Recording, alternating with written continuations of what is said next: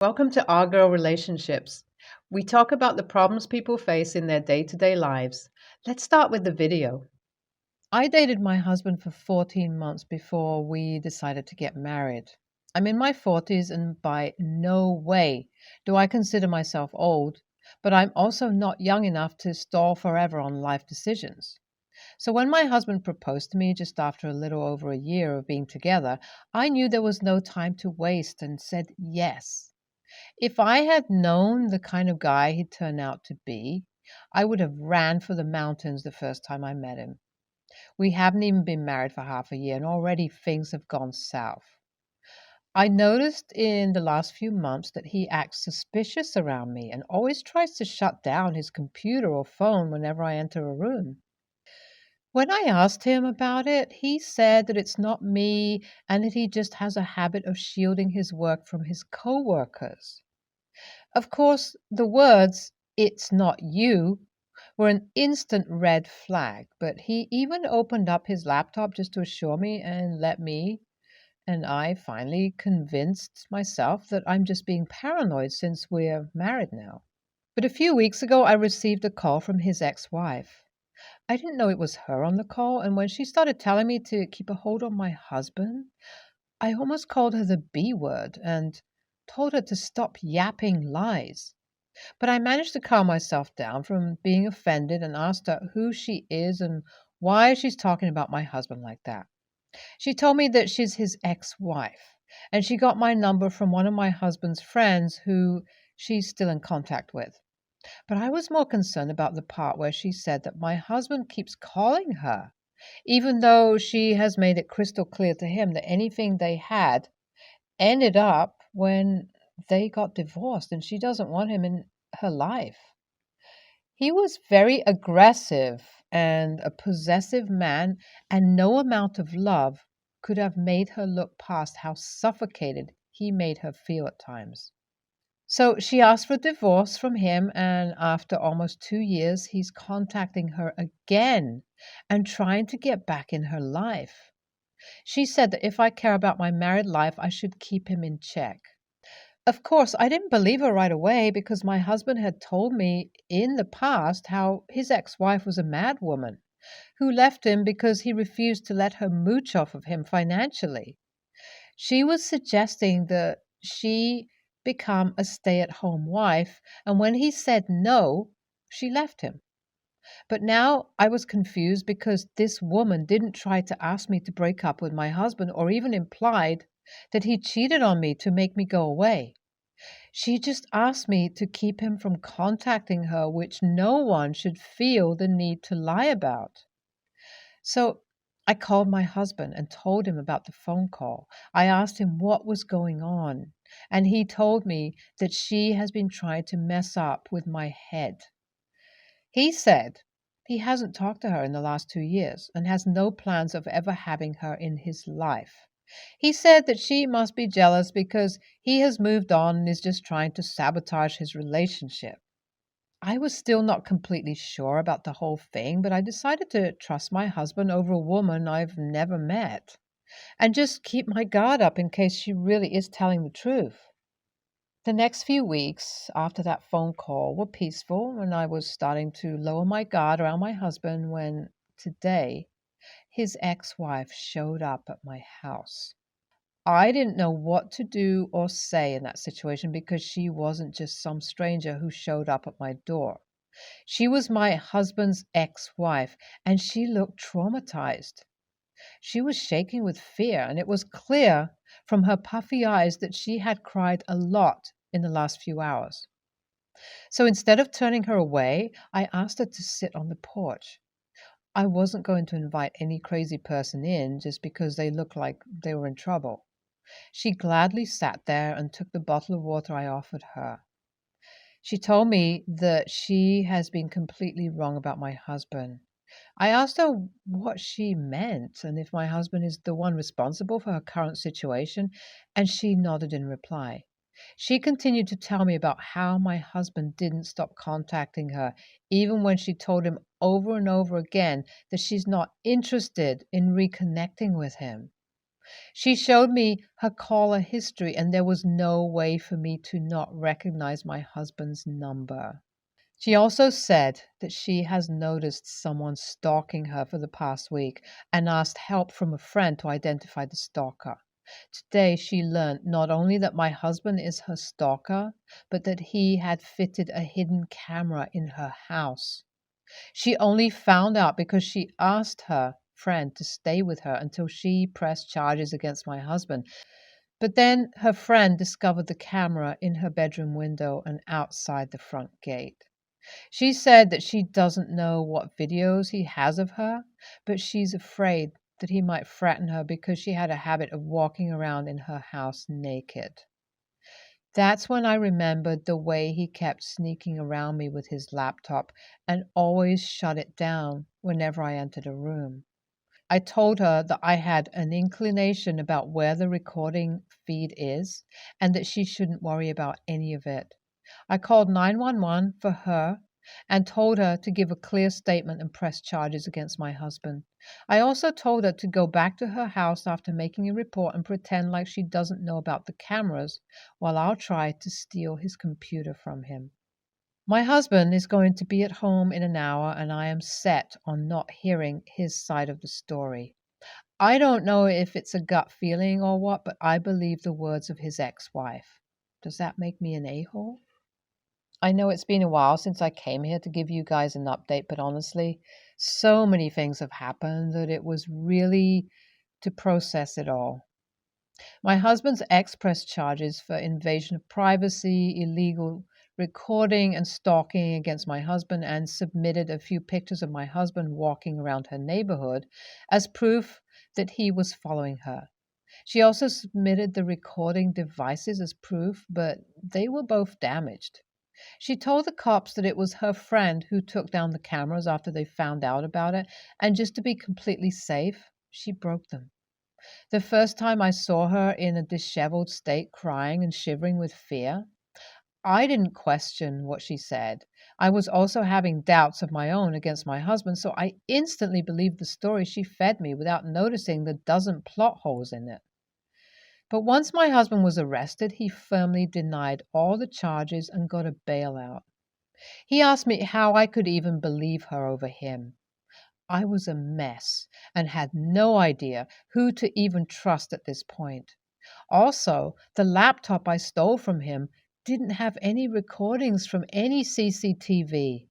And thankfully, I didn't pass along the laptop to his ex wife because it might have given her an opportunity to plant evidence in it. The cops are conducting their own investigation to determine who's lying. My husband isn't talking to me at all now, and I still can't trust either of them fully. I was an a-hole for even considering for a second that he is actually a batshit crazy person who would follow his ex around when I spent a whole year dating him. My husband pressed charges against his ex-wife for slander and is currently fighting in court against her. Turns out his ex-wife really did lie. The pictures she showed as proof were all photoshopped, and it was clear that my husband was only in the area because he was actually visiting a friend of his that recently moved there. Thankfully, his friend gave a statement for him, and the cops had to look up CCTVs to determine who was actually lying. That alone threw her whole story out the window. She was also charged with obstruction of justice and for filing a false report. As for me, my relationship with my husband has been under a lot of strain. I have begged him to forgive me because it was ultimately my fault that I didn't trust him. But he said that he needs time to figure it all out.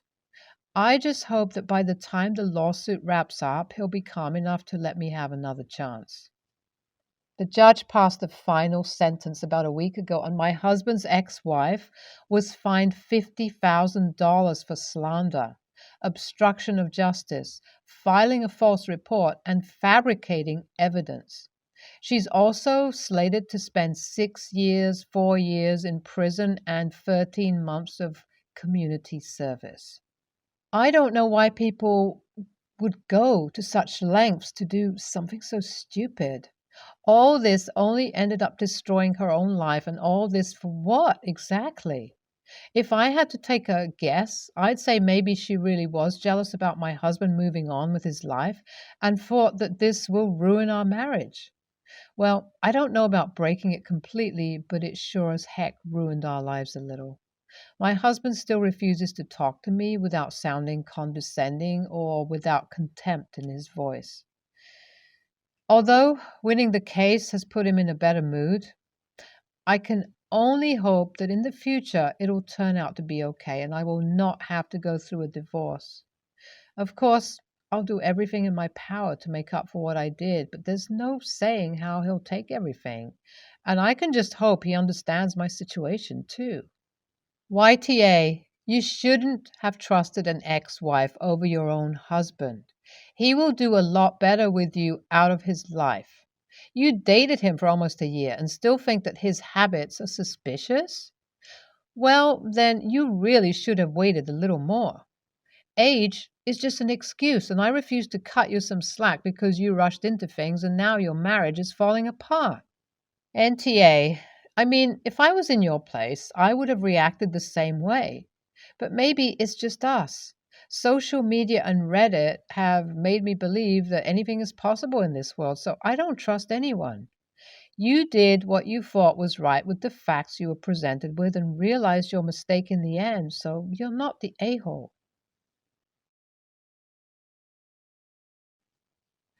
My mom, 45, female, has liked to dress in more popular Gen Z type fashion since she divorced my dad a few years back.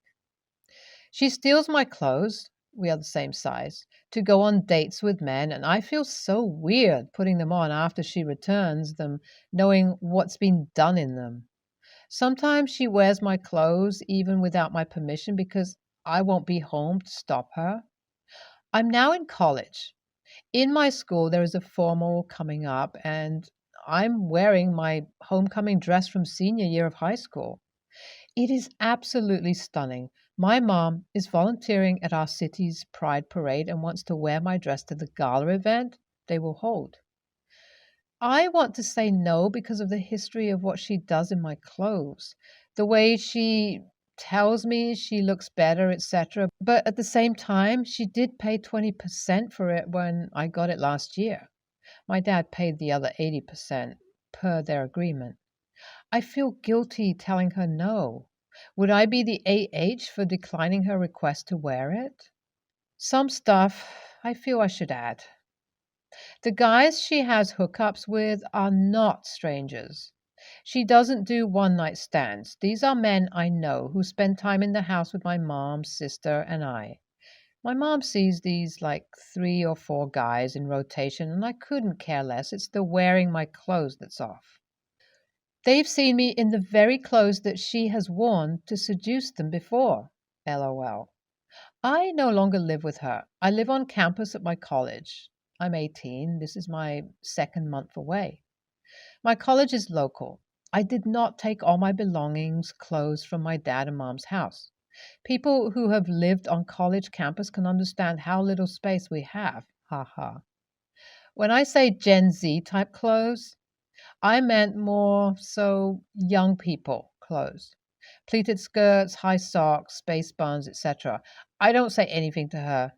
Just to me, it is sometimes off putting seeing my mom dressed like she's in her 20s. I do not tell her how to dress, you all. Sharing clothes with her was cool with me until it wasn't. Her wearing my stuff out to dinner or the store is fine, IDC.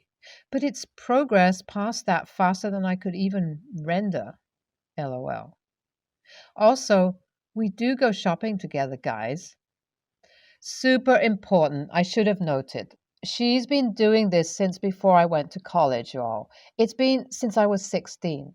At least that's when she first told me. Besides, my wardrobe has hardly changed since before I went to college. Also, thank you for the feedback. I'm nervous because this will for sure turn into an argument, but I'm going to tell her no. Wish me luck. NTA, she's crossing the line with doing anything nasty in your clothes and taking them without permission. And the comments at looking better just sound so demeaning. If I were in your shoes, I'd put my foot down with her. At least I was about to jump on and say how people shouldn't judge others based on their fashion choices. That if your mom wanted to wear younger clothing, then it's her choice, just like it's your choice to wear clothing of your style. However, reading on, yikes. Not only does your mother take your clothing without your permission, I'm assuming that she does the devil's tango, which ruins your clothing. She also body shames you by telling how she looks better. I get it. She's probably trying to relive her youth vicariously through you and your clothing. Sometimes I have difficulty distinguishing between a midlife crisis and a narcissist, but in her case, it's overlapping. You deserve to have one nice dress without worrying that your mom is going to ruin it prior to being able to wear it. Your mom isn't entitled to wear something she bought for you. If your dad paid for most of it, are you able to hold it in his home? If not, do you have a closet door with a doorknob? Maybe you can buy and install a lock on the door. Do you have a close friend you can trust to hold it in their closet and get ready with them? YWNBTA.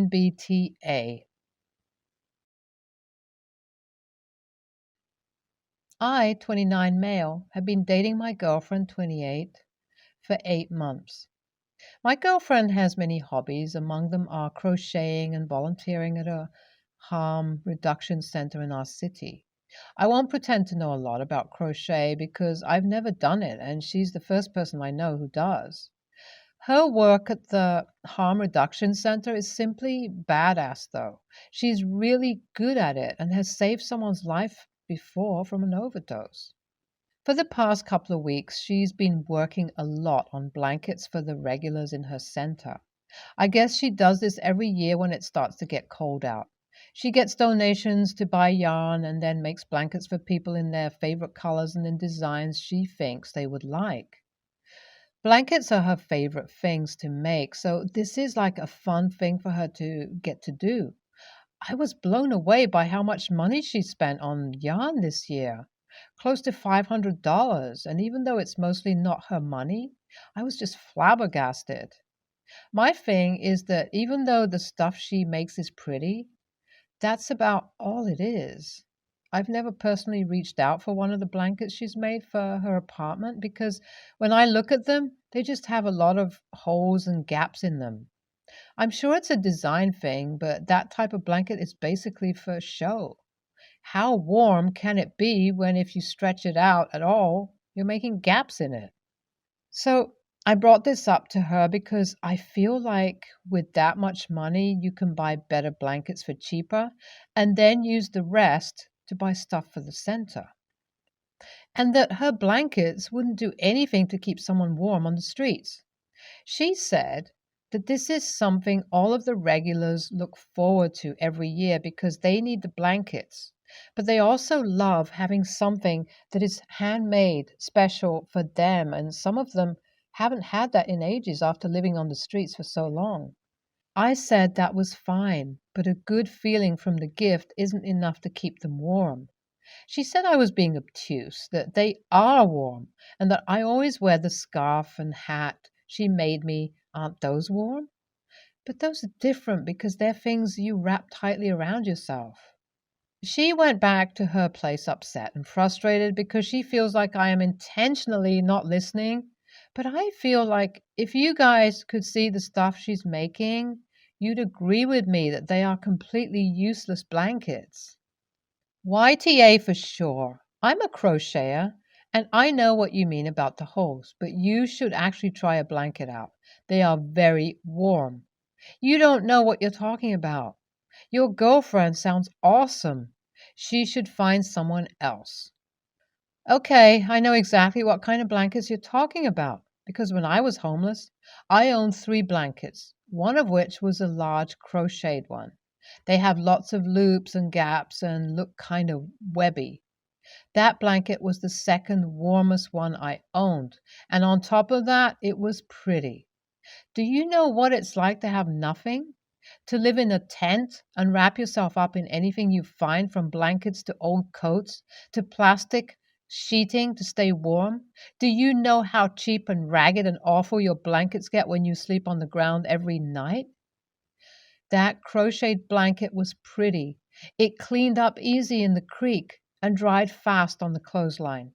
It was always the blanket I put over all the others because when you wrap it up around a blanket burrito, it holds heat so well. Your girlfriend's blankets are pretty, warm, and personalized. That's the kind of thing I would have killed for when I was sleeping rough.